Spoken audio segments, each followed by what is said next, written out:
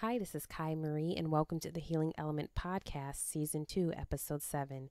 Join me and my special guest, Love Johnson, Holistic Resiliency Coach, owner of Transfigured Love.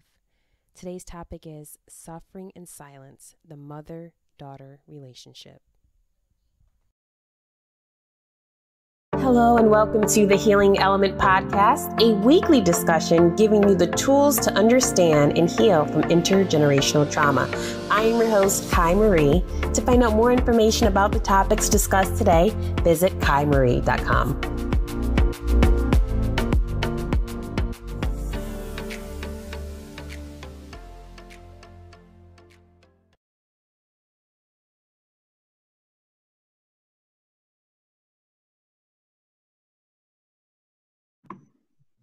Hi, this is Kai Marie, and welcome to the Healing Element Podcast. Thank you so much for joining me for Season 2. I have a very special guest with me today. I have Miss Love Johnson, who is joining us, and she's going to be talking to us about a very important topic in our community.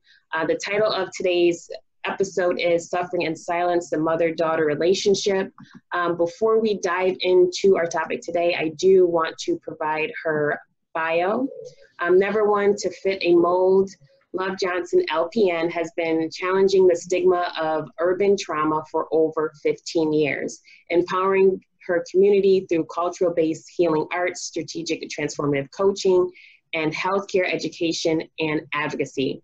Growing from being a single teenage mom and abuse survivor to becoming a healthcare administrator, she understands firsthand the grit and grace required to intimately restore and transform your life. Love Johnson equips individuals with the skills to self-heal and build resiliency on their way to self-actualization through the birth of their intentional identity. Love, I love it. Those are everything that you said in your bio hits on what's needed, the expertise that is needed for the conversation that we're having today. So like I said, the title of today's topic is Suffering in Silence, the Mother-Daughter Relationship. What we're going to do is take a look at that relationship. And it's very complex. I'm sure all of our listeners could agree to that. We love our moms, but there's always some little asterisk next to it to say, I love my mom, but...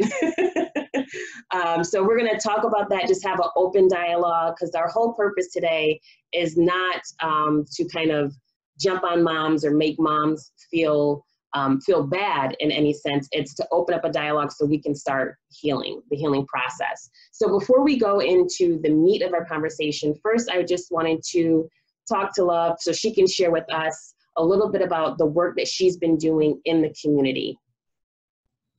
Thank you, Kai. Thank you for having me today.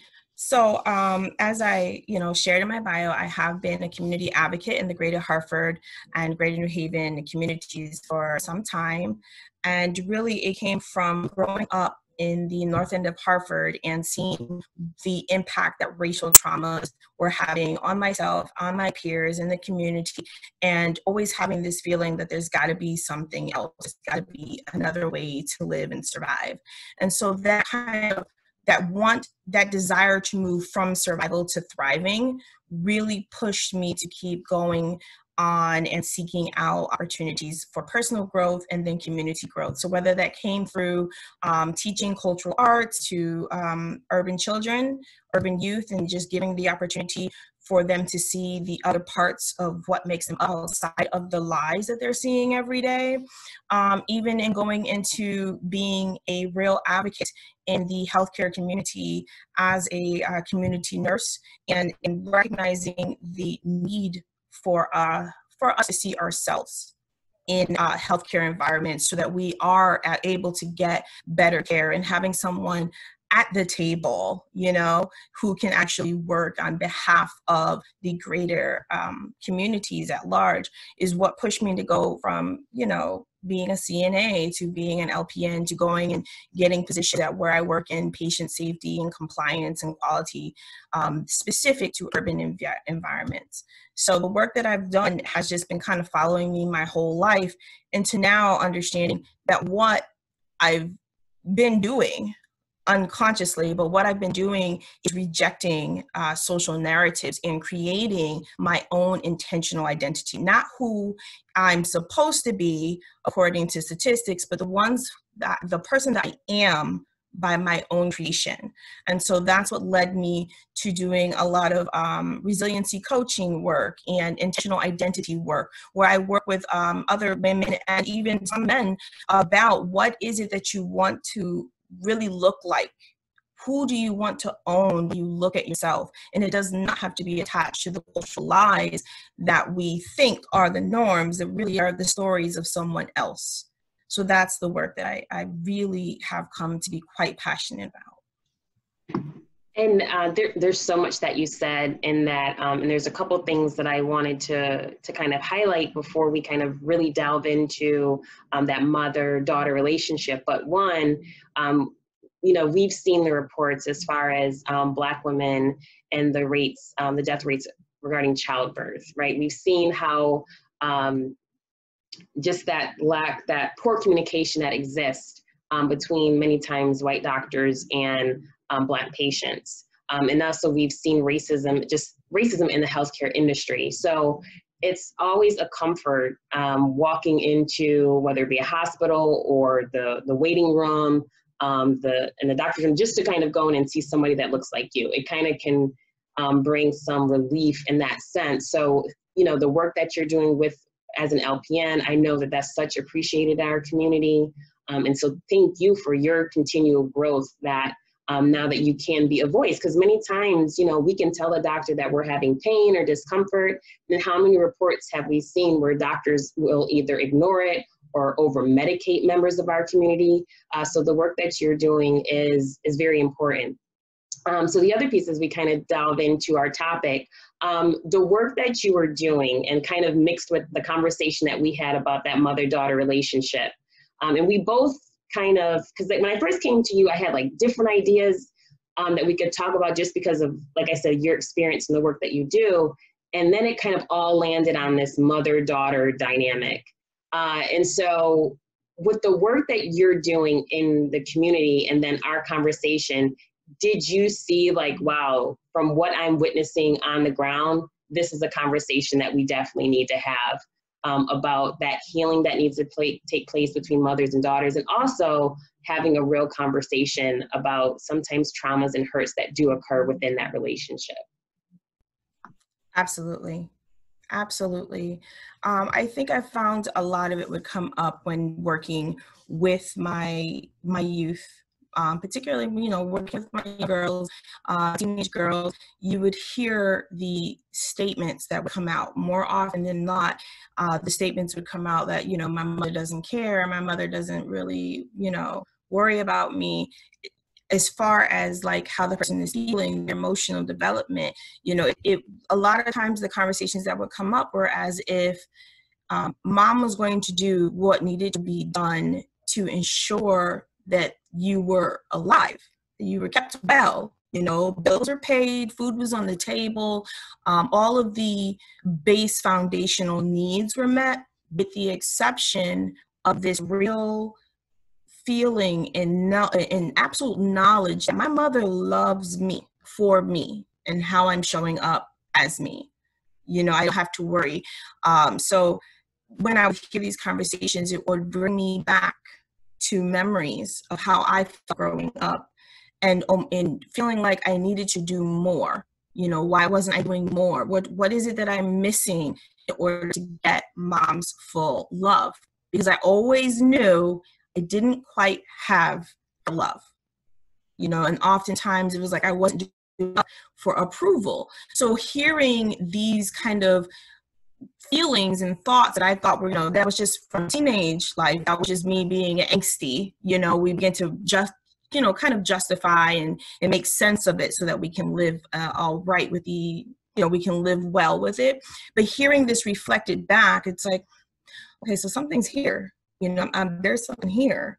And then when you would talking with women and even the impacts it would have, how adult women were showing up in their healthcare, and as you have these conversations and how they're dealing with their mental, emotional health, you would find that somehow it would trickle back to messages that they would receive from this foundational relationship.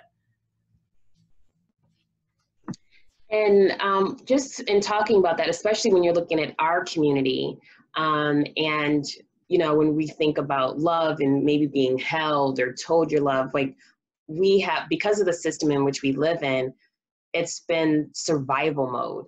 So it's just like, parents, guardians are just like, let me do what I need to do to keep food on the table and a roof over your head. Like that has been, because it's been survival, there hasn't been really time for reflection. And it's interesting during this, right now, so we're recording this in early September, right? So by the time this airs, it would be probably in October. So who knows where we're going to be with this pandemic at this point. But I will say that many women that I have spoken to, Black women, this has been a time of reflection. Like they've had this opportunity to kind of to think about their relationships, just to think about life choices that they've made. And it's kind of bubbled up a little bit about just kind of like growing up, my relationship with mom, my relationship with dad. But there hasn't really been time for that because we've just been in constant go, go, go. We've been conditioned to believe that love means that you have food on the table, a roof over your head, because not everybody has that, right? So that's what you then accept. And so then that's what we then believe, that, so how can I complain about that, right? How can I complain if that's what mom provided for me? So do you, when you're working with young girls or women, do you also see like that kind of internal battle of like, mom did provide all of those things, so how can I really complain? But actually, I just needed her to say, I love you, or I just needed a hug. What has kind of been that type of inner struggle that you've seen women have? Yes.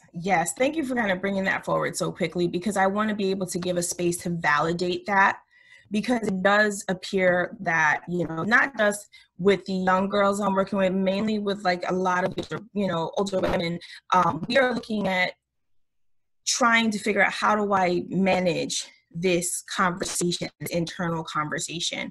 Because number one, generally speaking, in America, Black women are the subjects of ongoing attack, misuse, abuse. We are positioned as, I'm known to say, Black women are America's mammy. That's it.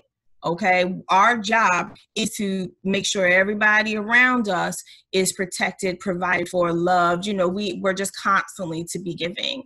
So from a very young age, we as Black women, we begin to learn very early that no one is going to show up and protect us but us. Okay. So if that means that no one's there for us but us, we need to do our best to mitigate extra harm. Okay. So you don't want to be talking down or harming another woman, another sister of color. And you definitely don't want to be the person who is breaking down or bringing down your mother. Okay. Because moms do everything that they're supposed to do to help you. They're the ones who are keeping you together. It's very common in our community to have, and when I say our community, I'm talking about the Black community, but in among Black women, it's far more common for us to have the conversations and talk about the effects of an absent father, the effects of unrequited love, the mismanagement, professional mismanagement of Black women, and financial mismanagement of Black women. These are conversations that we're supposed to have, we're constantly centering them. But we should not, it's like this unspoken message, we should not be having conversations about how, the things that women are doing that are toxic. Okay. No, there's too many people attacking us for us to now add to the conversation. In fact, you may run the risk of being accused of misogyny yourself if you hold another, if you say something that's negative against Black women. And to some extent, I understand that. And I agree with it. We need to be very mindful and intentional about how we are centering conversations. With that said, I feel like cancel culture and call out culture also impact our ability to have this honest conversation. Because although mothers are wonderful creatures, a lot of us are receiving some of our original wounds, our very first set of wounds from our moms. Okay. And so our moms are Black women. We're not supposed to talk about Black women. She's already under attack. She's doing the best she can do. Why would you do that? Why would you talk about her more? And so, I'll get back to what I'm trying to say about cancel culture, but I do want to say, the American culture, we kind of frame moms, and I wouldn't say it's just American, it happens in different cultures, but we frame mothers as an ever-present, ever-giving, selfless, pouring out, loving vessel. This is mom gives of everything. And so anyone who actually talks against a mother, something is wrong with you. You actually have the pathology because you're spoiled, you're selfish, you're ungrateful, because there's no way that mom did not provide all of that she could and more. And if you have anything to say about the gaps that mom wouldn't provide, then you have the problem. And so nobody wants to wear that type of scarlet letter on them. In the Black community, we are a very matriarchal kind of community. So if that messaging is even louder, that you just don't talk about mamas, you don't talk about Black mama. In fact, you talk about a Black mama, that's a fight. Fighting words. Like, you can talk about my mom, my dad, you can talk about my brother, my sister, you can talk about me, but don't talk about my mother, because we're gonna fight. Okay. So who am I gonna fight if I'm the one talking about mom? And so what type of scab, what type of scarlet letter on my chest am I wearing if I'm the person who is talking about a mom? So let me bring cancel culture back into the conversation. How does that show up? Well, right now there's like this real push that if somebody is doing something wrong, call them out. Okay, call them out for their trashy behavior. And I use that word trash intentionally. And then after we call them out, culture, the next part, the cancel means you gotta go. You're canceled. You're out of here. Okay. Because trashy behavior, we're going to throw you away because you're trash. Now, if I'm going to call out my mother, the next side of that expectation is that I'm going to throw her away, right? Who wants to be the one to call out their mother and then throw her away? And I do believe that adds all that internal mix-up. Like, yeah, mom did what she could do, and yes, she provided, but she also harmed me. And so I want to talk about her harm, but now I'm the bad guy because I'm doing that. And I can't hold her accountable unless I throw her out. And I don't think I want to throw her out, or do I want to throw her out? And if I throw her out, what does that make me? Because if I could throw out my mother, what else am I capable of? And so how much am I to be trusted? So there's a lot going on in this space, in these conversations. How do I deal with that? You add to that the cultural norm. Okay. And I do put that in quotations, this is the cultural norm. It's an unhealthy norm that we have adopted. It's a trauma response, but it's an unhealthy norm that we hold on. Growing up, one of the mantras in my house is anything that happens in this house stays in the house. So we have historically moved from a place that when something is wrong, we cover it in secrecy. And so I have gathered through conversations and different relationships and experiences that's not, my house was not atypical with that. That was a pretty common space to come from. So I don't want to have this scarlet letter. I don't want to be the person to throw away my mother, and I can't disrespect my household by talking about the things that have harmed me. So what do? I just take it, and I feel very isolated in this experience, but at the same time, I'm approaching it as it's a norm. well, everybody is dealing with this. You had an issue with your mama. You have an issue with your mama. You have, well, you shouldn't feel special. My mother did this to me, and my mother did that. We almost begin to take on these wounds and these battle scars and show them off. Like, well, look at this. I got this when I was in 3rd grade. I got this when I was 6. My mother said this when I was 18. But at the same time, you feel isolated, because that's what abuse is. It's an isolating, harmful experience. Well, that's what you brought up. I mean, that whole thing of, one, as far as it being normalized, when everybody in your community, or mostly everybody, generally speaking, is going through the same thing, then it doesn't seem like this is traumatic. So then for you even to say that you've been traumatized is like, what are you talking about? You need to like step up, like, then it's like you're weak, right? If you do say that, this is my experience, and I don't think, I'm kind of maybe just questioning, not even say, well, mom did this. Maybe it's just like, I don't know, is that right? How she did that? Then it's like, oh, what? Like, there's this thing in our community, and it comes from just external continuous trauma that we then internalize. But it shows up as like, you're not strong enough to deal with X. When it's not about being strong enough, it's that, as you said, there's a wound. We were wounded, but it's so unfortunate, and it's interesting because, I'm not trying to go too far from talking about that mother-daughter relationship, but I was talking to Dwayne, my fiance, and I was telling him, I said, I wonder what, like, we as a community could have been if it wasn't for racism. Because, like, our whole existence is a response. Like, even us having this conversation about that mother-daughter relationship is birthed out of trauma that occurred external. And so one point that I wanted to bring up, I definitely would want to get your opinion on it. I was listening to Dr. Joy DeGruy-Leary, one of her lectures, and also she mentions this in her book. And she gives a scenario of a Black woman, African woman, who's enslaved. And she's out in the field picking cotton, and the owner of the plantation walks over to her and sees her baby girl, and says says something to her regarding her baby girl that expresses interest. So this mother knows, oh, I know what this is about. I know exactly where he's going with this. So the owner says, oh, I don't know, Mary's looking mighty fine out here, or something like that. And the mom says, oh no, she's lazy.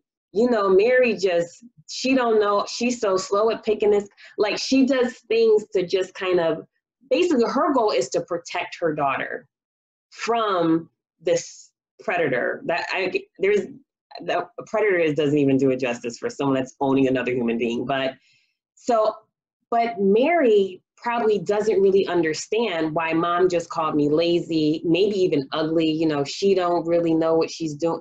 She doesn't even know why maybe mom is saying that, right? Because maybe there's not time for mom to sit down and explain, listen, what I'm trying to do, like, we got to pick cotton.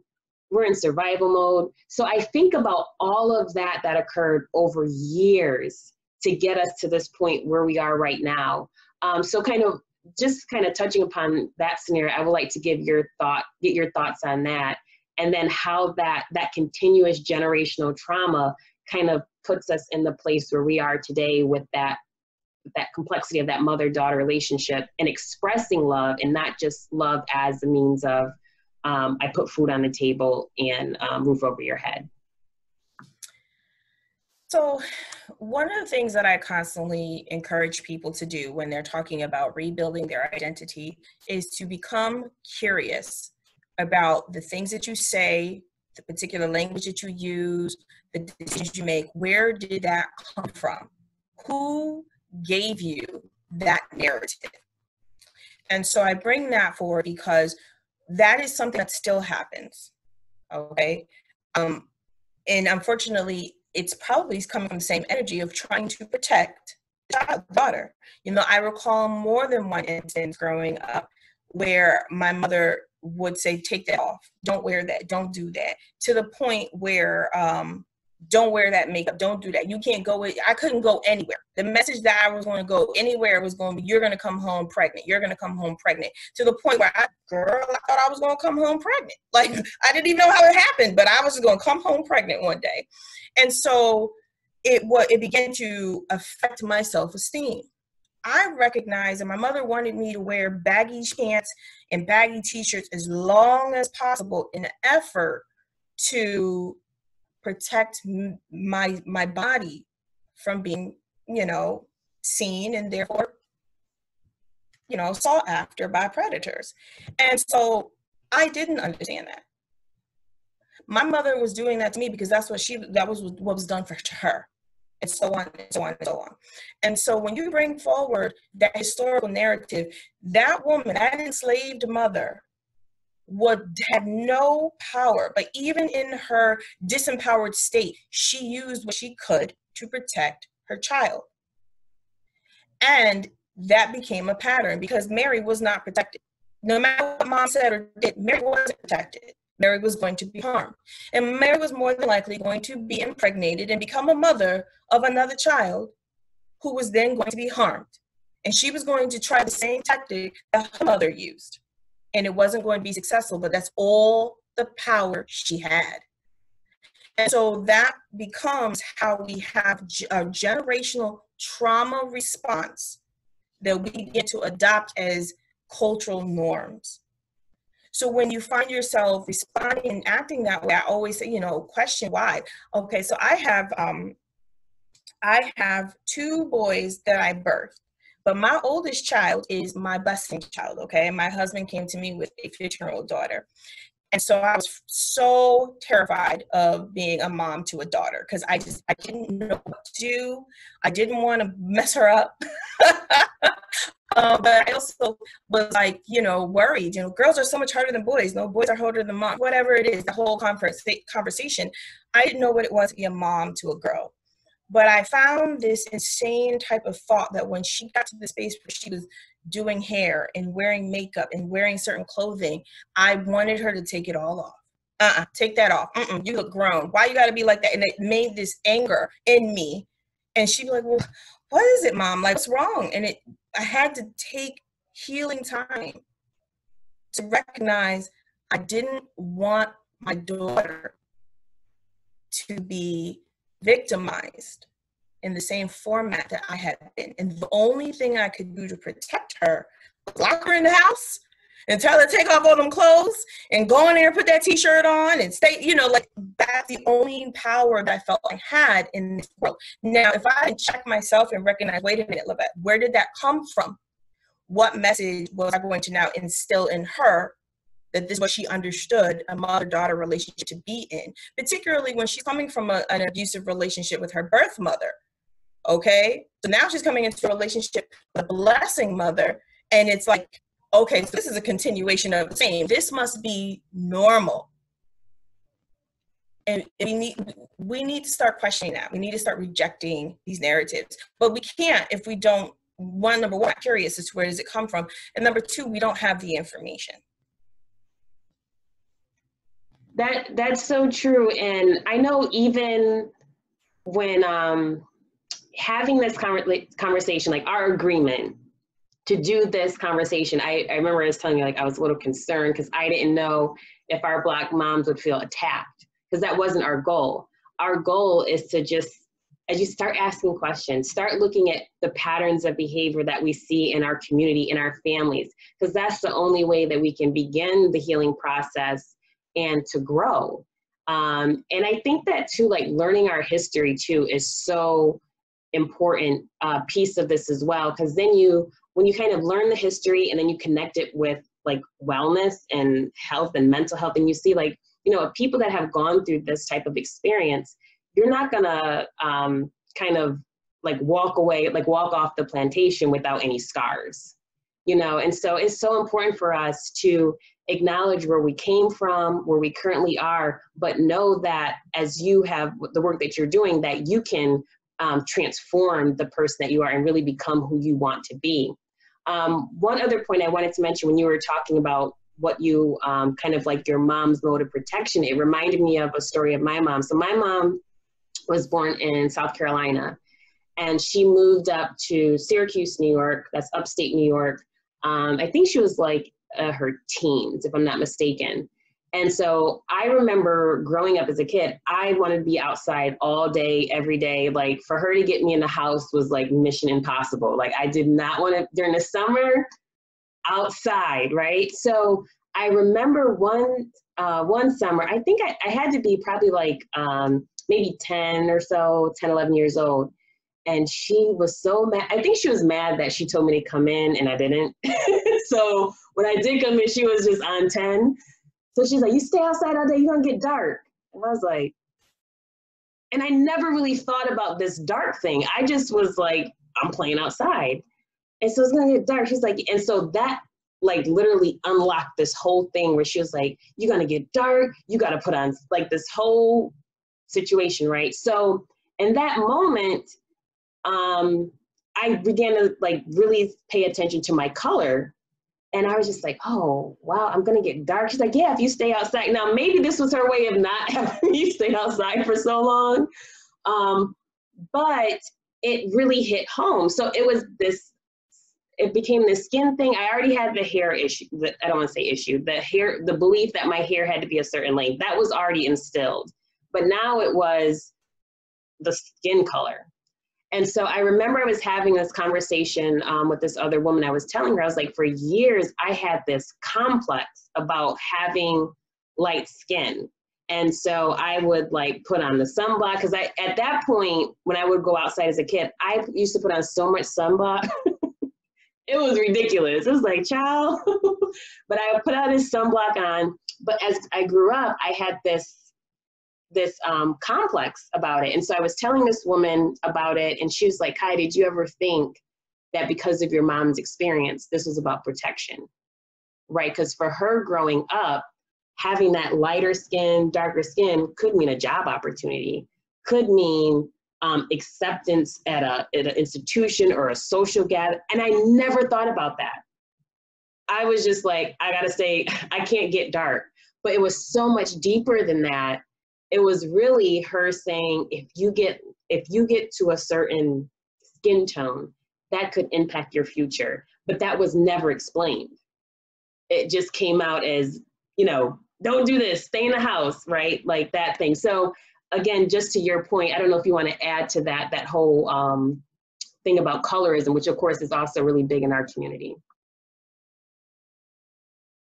One of the first things that came to my mind as you're sharing, and actually it goes back to what you were talking about right before you went into your story, is we're not going to exit the plantation without scars. And we also do not exit the plantation with models. We don't have new things to model. So your mom is using a model that was really in place from her mom, her mom, her mom, and her mom. So, hearing about that, it hurts and it's deep, but it's like, I agree with your friend. Hearing a comment like that, it's like, yeah, that's probably more than likely where mom was coming from. I think I've had similar experiences on the other side. My mother is very fair. She is very often, she's been mistaken for an Italian white woman. Okay. And so she was able to use her privilege and her proximity to whiteness. And I have to be very honest, my mother is one of the most militant light-skinned women that you would have met when I was growing up. Like, she loved when people would accidentally use the N-word around her. She'd be like, yes, like, it's time, it's go time. Like, she was waiting for the opportunity to gather those edges, okay? But with that said, she also recognized that her proximity to whiteness afforded her opportunities that she wouldn't have had. And she was also able to recognize that even though there's a space where you want to be very careful and mindful about your body and your sexuality, your sensuality as a woman, because she had been victimized, that she didn't want me to have that experience. She also recognized that there was a space where you would be, there was a certain privilege when it came to your femininity and your sensuality, and the fact that men found lighter skinned women more attractive. So she had to learn how to use that to her benefit. So I say all that to say, well, I remember the first time I cut my hair, I chopped it off. My mother has long red hair down to like the middle of her back sometimes. And I chopped my hair clean off, and she cried. She was like, why would you do that? You're going to be ugly now. And I was like, I'm ugly? Didn't even think that I was ugly until she said that. No, you don't need to have black hair, short hair like that. Your hair is good. You have good hair. Why would you cut it and make it look like that? And now I developed this crazy complex around my hair. I hate when I hear people say, you have good hair. My hair is a big old knot if I don't do something to it at night. Oh, you got that jump in the shower and go hair, which is why I'm always braiding it up to make it look far more ethnic. Because I didn't want that. I wanted to be closer to who I was as a Black person and how I identified. But my mother had figured out a different way to survive based upon what she understood and what her family, her women in her family had to figure out how to manipulate around. In my family, I'm one of the darkest women. And my son, my 7-year-old, tells everybody my mother's white. And I'm like, baby, I'm not. I'm not. But in his mind, I am. And so I developed complex around my own color as a fair-skinned woman, based upon the complexes that were handed to me, that in order to be, to be more successful, you needed to have a closer physical proximity to whiteness, regardless of how militant you were or not. You recognize that there's far more privilege in having good hair and fair skin than the other side. That's so true. And what we're talking about today, right? Like, this could be a conversation when you're talking about the different traumas that you experience with that mother-daughter relationship. Someone can listen to this and say, I could never have this conversation with my mom. Like, we could never really go deep because she would feel attacked. She would feel, well, I did the best of what I had. But so I say this, and I'd love to get your thoughts as well. I think when you begin to do your own healing work, like when I started my healing work, and I know we had spoke offline about the healing work that you do, and it's continuous. We never kind of like arrive and say, okay, I'm done. I finished all my healing work. Like, it's constant. But when you do your own healing work, sometimes it's just understood what happened with mom. Like, sometimes you may, like, for me, I'll probably never get to sit down with my mom and say, like, listen, when this happened growing up, this is how you made me feel. That may never happen. But for me, the closure is knowing that it was never personal, right? Like, what she did, that's what was passed on. Maybe from what she did was out of the wound that she had, as you had mentioned. So in that, I think that people can, we as Black women can begin our healing process. And when you do that, it's not saying that giving that person, like, giving mom, say, well, it was okay that you did it. It's not saying it was okay. It's just that I understand it wasn't personal. Because if it wasn't with me, it would have happened with someone else. What are your thoughts on that? If you can't, maybe with mom, maybe she's passed on, or you just can't have that type of conversation, can that healing still occur without having that type of discourse? Absolutely. In fact, I really encourage every Black woman who is dealing with some form of mother wound to begin that process right now. Even if you're not you want to begin that process with your mother. I want to give space to the women who have disengaged entirely from their mothers. Okay. And I want to say that your decision is valid and it is appropriate and okay for you. And I say that ahead of time because there's this, like you said, I can't have the conversation with my mom. This just is what it is. That means that you still have conversation. Perhaps you're in a space where you're just going to begin to accept who your mother is and you're going to heal from there. And there are those sisters who are like, my mother is over there, I am over here. We do not have that relationship at all. And so if it's being carried that you're doing something wrong by putting up that boundary, I just want to bring forward into this conversation that it's not wrong of you. It is okay. Because if that's where your healing experience begins, is with a strong boundary, that's where it begins. Okay.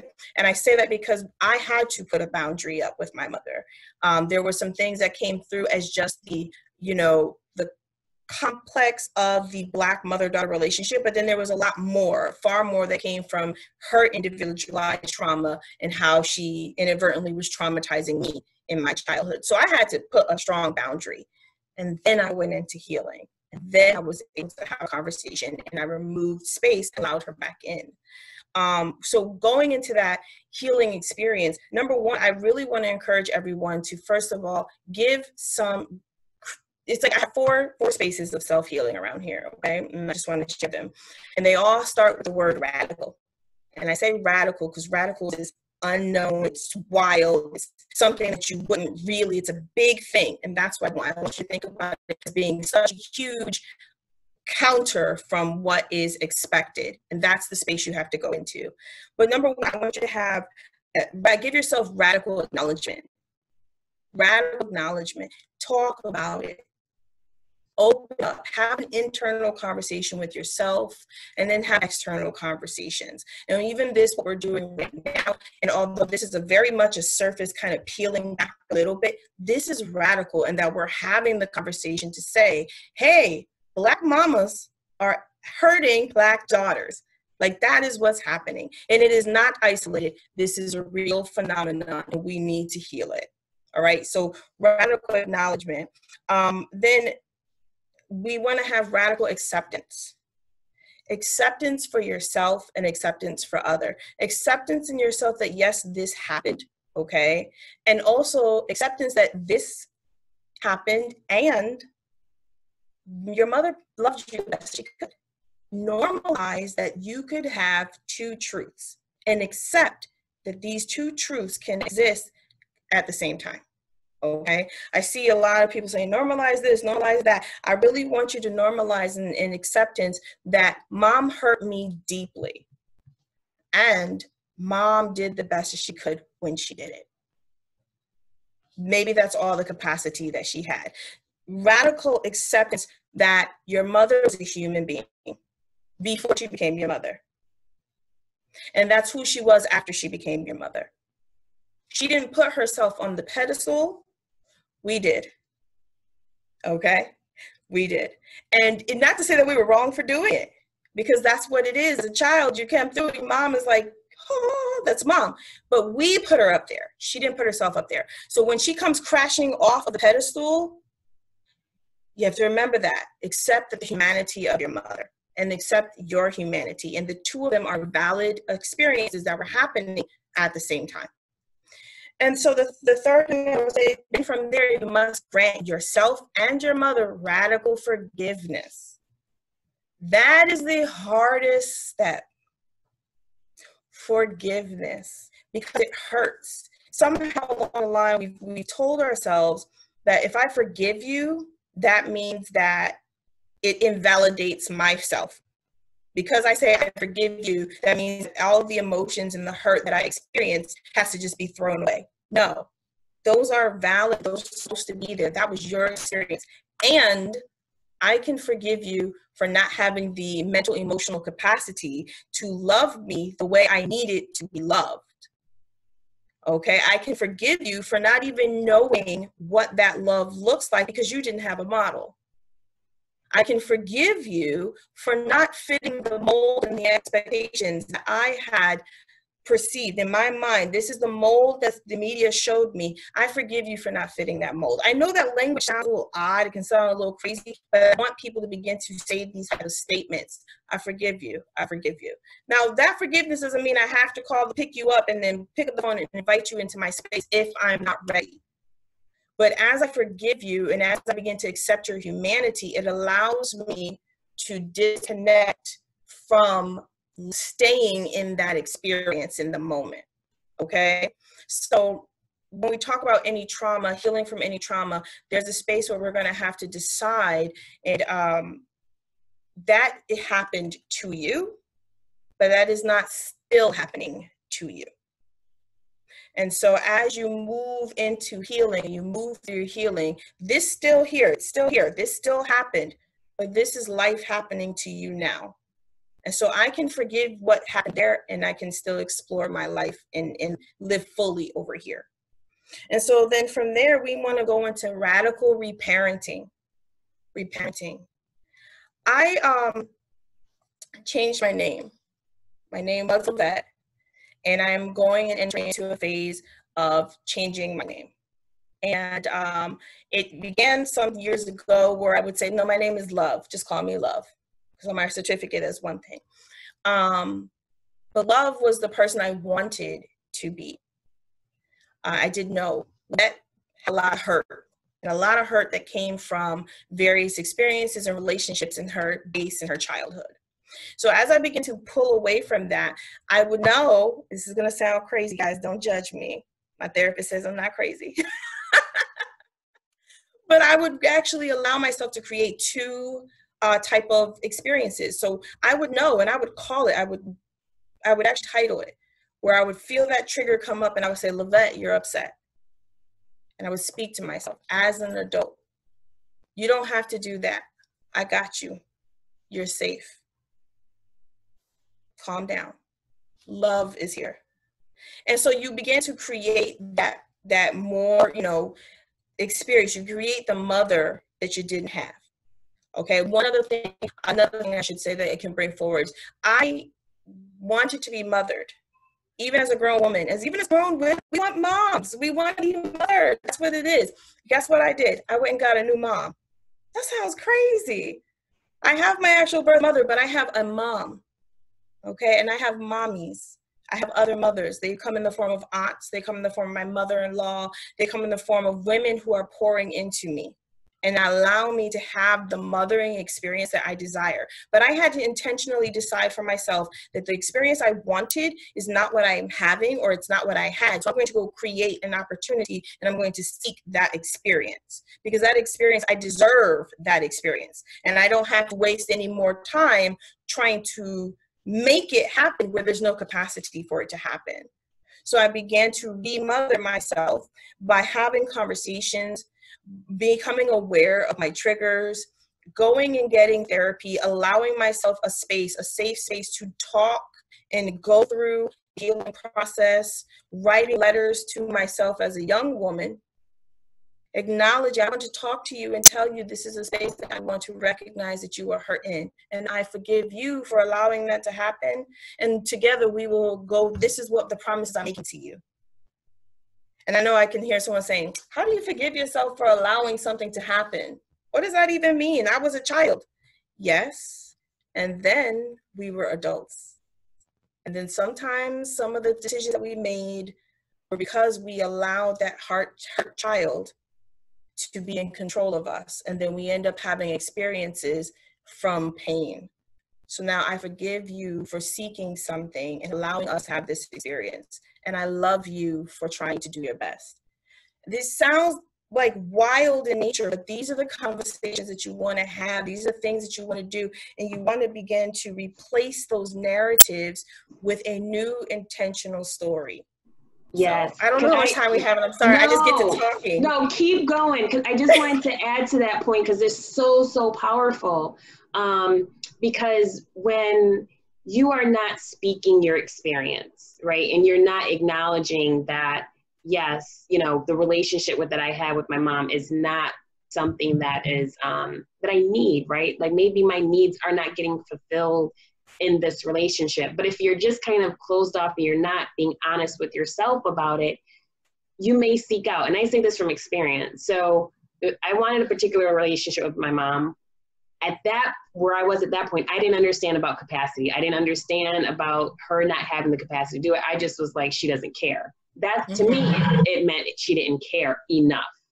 And so I sought it out, but because I didn't set the intention, because I didn't really know what I needed, right? I just know I needed like an older woman kind of figure, but I didn't know what it looked like. So for me, because I was like which is the worst place to try to find a mom, I was in the political arena. And so I was around a lot of older women. And so I didn't even know consciously, I didn't know I was seeking this out, but I was. So I found myself gravitating towards older women looking for my mom, but it wasn't healthy.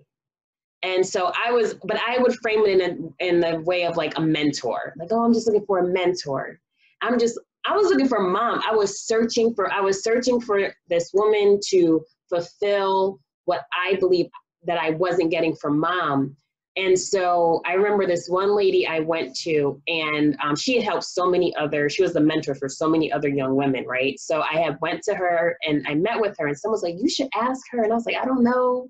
What if she rejects me? Like, I had this, you would think I was going on a date. I was like, I don't know, and so I met with her. I went to her office, and so we're talking, I'm sharing with her like what I want, because at that point I wanted to kind of move up in the world of politics. So I was kind of asking her advice on what she did. And I was hoping that she would say like, well, let me mentor you, something along those lines, right? So they're having this conversation. She's like, okay, I gotta go. I gotta run to a meeting. So I'm like, wow, we're winding down, and she doesn't mention this mentorship thing yet. So I was like, oh, I said, well, do you do like any mentoring or anything? And she's like, oh, baby, well, I can get you somebody if you want a mentor. And to me, I felt I was like, I'm not good enough for her to mentor me. So I don't know what she said after that. I totally was just kind of like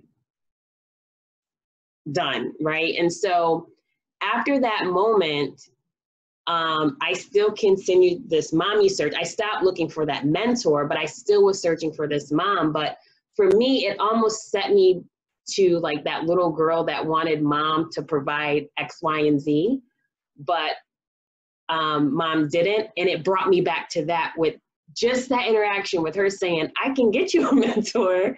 It's not going to be me, but I can get you one. And that just like, I was so hurt by it, right? Because then people that I told that I was having this meeting, they're like, what do you say? So is she a mentor? I was like, oh, well, she's really busy. And inside, I was just like, I'm not good enough. So love to get your thoughts on that, on how, again, important it is to be intentional. If that's something that is part of your healing process, to find kind of those women around you, that support system, but definitely be intentional about it and be honest with yourself about what you're looking for. That is so powerful, what you shared. And thank you. Thank you for bringing that forward, because that is where there's so many times that we're trying to get mothered, and that shows up in those type of experiences. It shows up in our sisterhood relationships. It shows up in our work relationships. I too had an experience like that, where I didn't recognize that I was gravitating to certain bosses, and it was because I would want that mother. I would want to hear, that was good. You did great. I was looking for that mother validation. And so I believe that showed up in perfectionism in the work environment. For me, it definitely was a problem. And any time that I didn't meet that marker, it would come up, it would be received by my inner self, my inner child, as you didn't do it enough. You weren't good enough. You weren't worthy enough. Mommy still doesn't love you. You didn't earn it. Okay. So let's talk about that. Even when we talk about that mother wound getting in the way of us being able to actually receive the validation that we earn, that we are due, I should say, because we begin to tell ourselves, I didn't earn it. I didn't earn it. I didn't earn it. And it's because we're waiting for a particular voice to say it. It needs to come through a certain way. It doesn't matter that 15 people have said you've done marvelous. If mom said it's okay, that's all you hear. Okay, and that gets in the way. We extend ourselves, we overextend ourselves, and we don't allow ourselves to really celebrate in our achievements, because it didn't come through. The validation didn't come in the voice I needed to hear. So thank you for bringing that forward, because that is a very dangerous space that we don't recognize. We don't think, we know, like we hear people, again, we talk about how an absent father will result in us getting into unhealthy sexual relationships. Well, what happens when you have an emotionally absent mother? What does that show up at? So when you talk about intentionality, I am so big for this question. What would it look like if you weren't interrupted? What would it look like? And whatever let's fill in that blank. So in this situation, if your mom hadn't been interrupted by whatever traumas got in the way of her showing up the way you needed to show up, what would she look like? Write that down. And write it down in its fullness. I want you to really, not in what mom would look like for you when you were 14 years old. What would mom look like for you today? For me, it's 37. What would mom look like for you today at 37? How would she present? What would mom be giving to you at this stage in your life? And so when I began to go into my real intentional remothering, and I said, I'm going to find me a mom. It sounds so crazy. I still think, like, girl, you sound crazy. I was going to find me my mom. And so I began to write it down. My mother had to be my friend. My mother had to know how to lovingly and affirmingly hold me accountable. My mother had to be the space that I went to when I was afraid. I need to know that my mother will be a resource. These things were intentional things. I wrote down that what my mother will laugh fully. My mother will enjoy my humor. My mother would tell me I was beautiful, even when I didn't believe it. And these are the things that I would write down. Okay, so I'm being very, very vulnerable here. And I wrote these down and I cried. I allowed that emotional experience to come through. But I continued to write what I wanted my mother. I wanted my mother to dress a certain way. I wanted my mother to be fashionable. But she couldn't be somebody who had all her tatas out. That's what I told myself. She can't be sexier than me. She's my mom. But mom had to be fresh, okay? Put that down. And so these were all the things. I wrote the whole story. And then I said, who are the women that fit this mother? Who are the women? Like more than one, not just who's the woman, but who are these women? And I found this one, I found that one, I found that one, I found that one. And the one who actually captured the largest part of this is I am blessed here, was my mother-in-law. I didn't even realize that she was someone who was my ideal mom. And so when it came to a forefront of who that was, I also had to start to look at how I was blocking that relationship from happening organically. And then I began to look at why. Why are you not allowing yourself to have this relationship here with her? What is stopping you from that?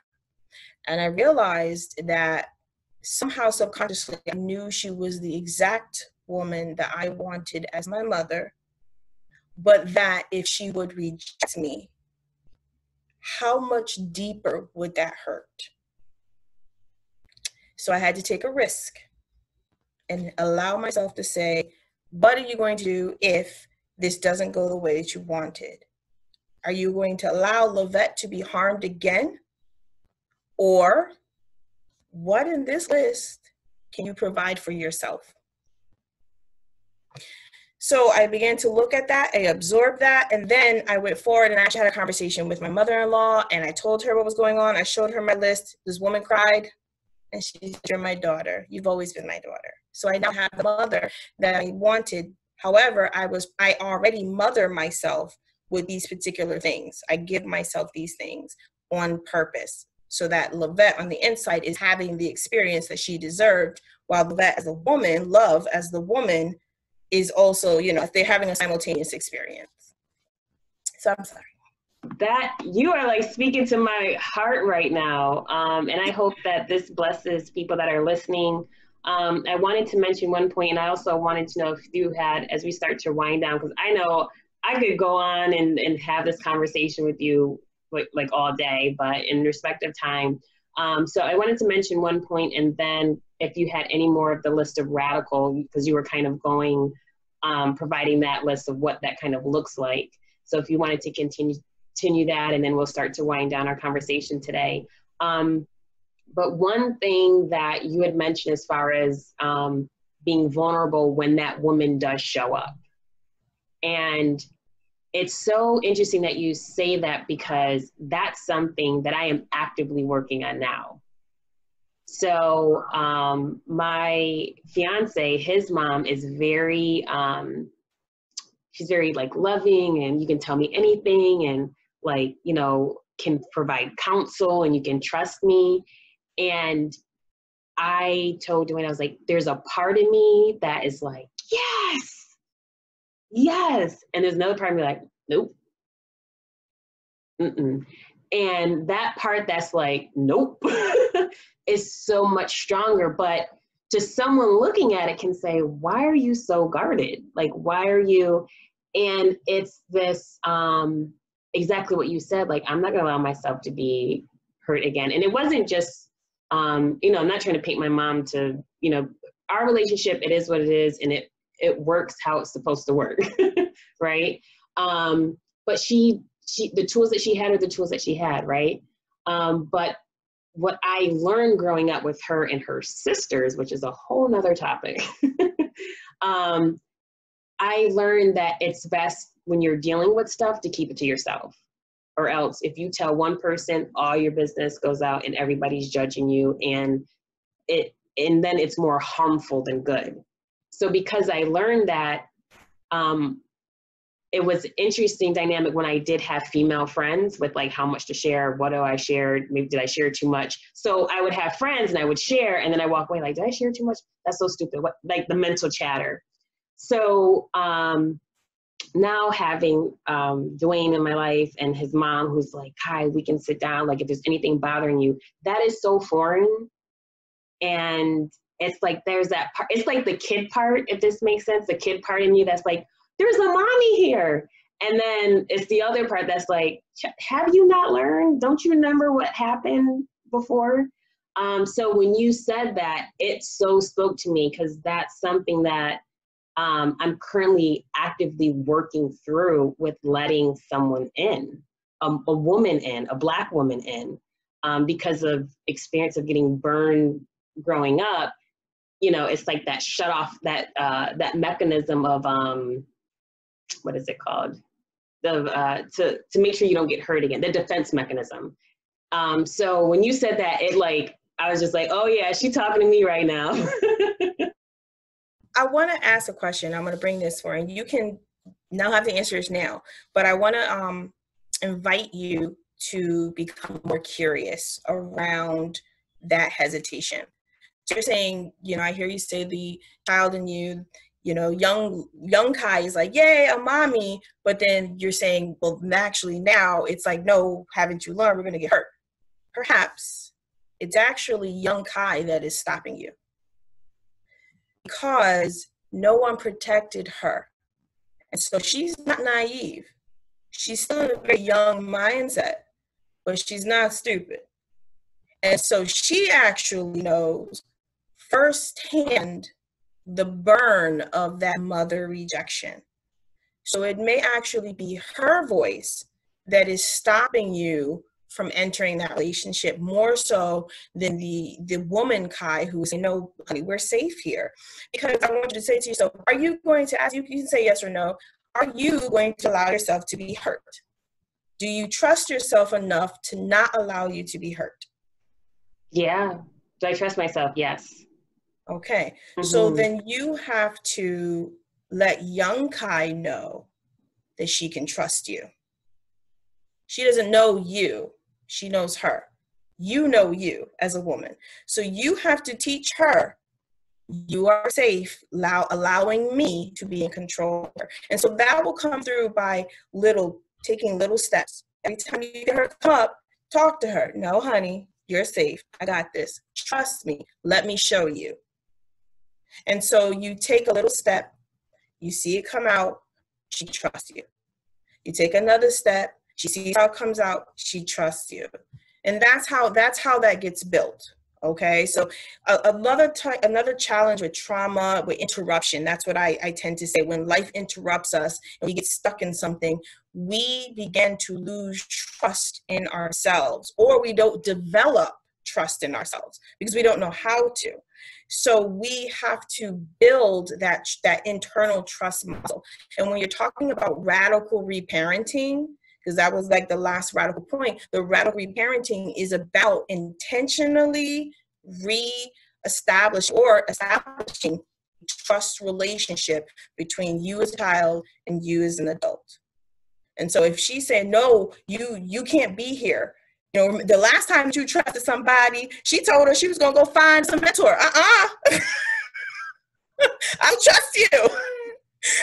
I was over here hurt because the last time I let you be in charge. So, And you have to tell her, no, honey, this is how we learn. Hold my hand. We're going to take one step and we're going to make it. So that's going to require you to take that risk that I was talking about. Okay. I had to take a risk and say, so look, I am going to have this conversation. And even if she doesn't, this is what we are going to do. And the entire time I was in that conversation, I heard her loud and clear all through my body, all that, girl, you crazy. Don't you do that. Don't you do that. Don't you do that.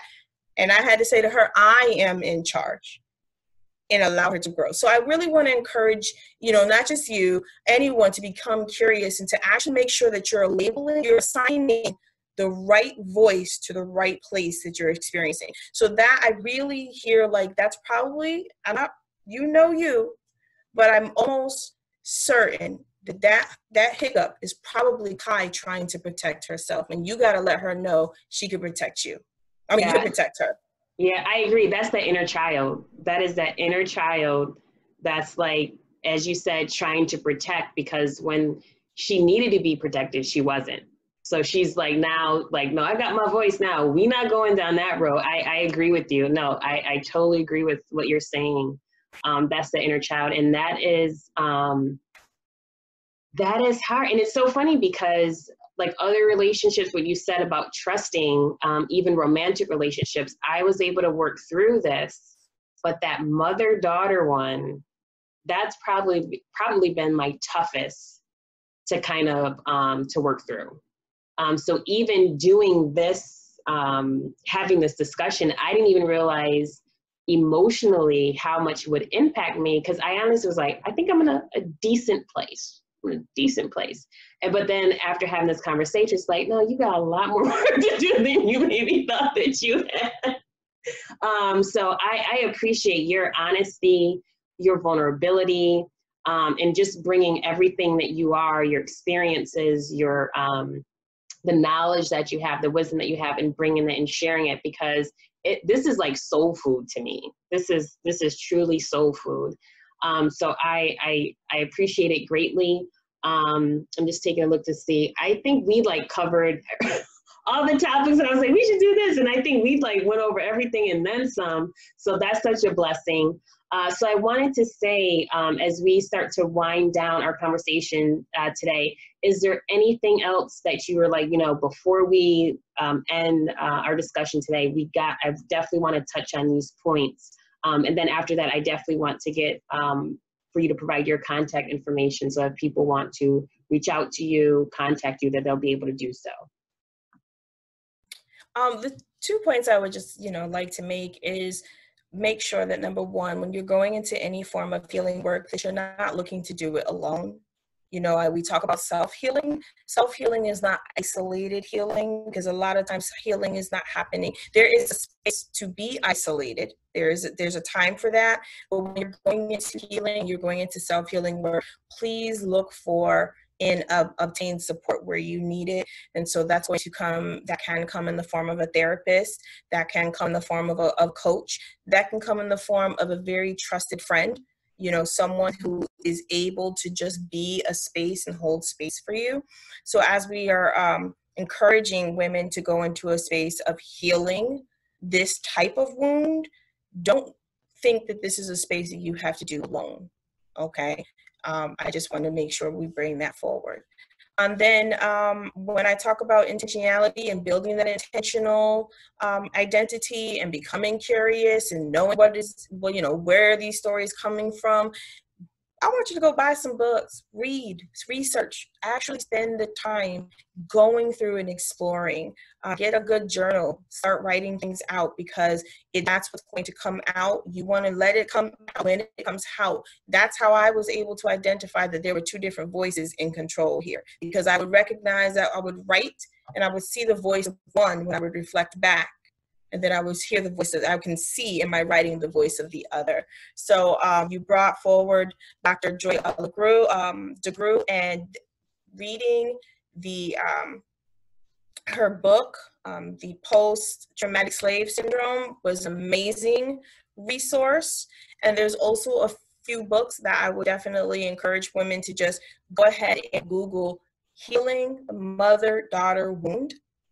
Okay, so Google that, you would find that this amazing amount of resources, because as I said earlier, we tend to think that this is an isolated experience, but at the same time, everybody's having it, so we normalize it, and you have to recognize that those two truths can be happening at the same time. So I really want to encourage women who are going into this journey, get your support, become very curious, allow this curiosity to flow forward.